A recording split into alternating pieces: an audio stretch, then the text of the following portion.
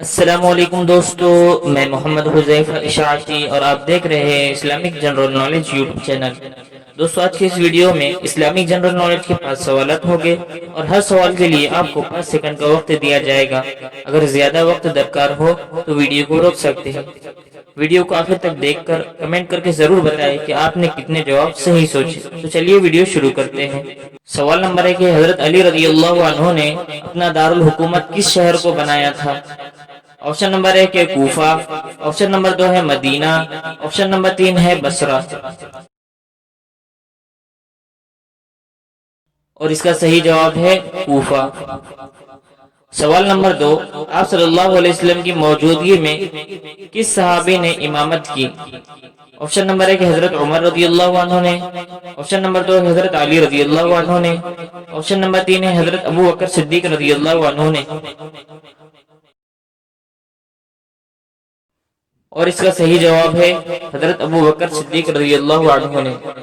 سوال نمبر 3، حضرت ادریس علیہ السلام پر کتنے صحیفے نازل ہوئے؟ آپشن نمبر 1 ہے 12، آپشن نمبر 2 ہے 30، آپشن نمبر 3 ہے 33۔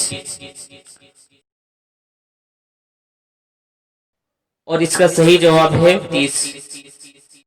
سوال نمبر 4، سب سے پہلے کس نے خط لکھا؟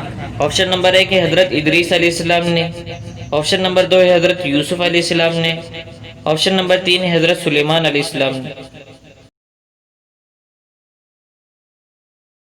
اور اس کا صحیح جواب ہے حضرت ادریس علیہ السلام نے۔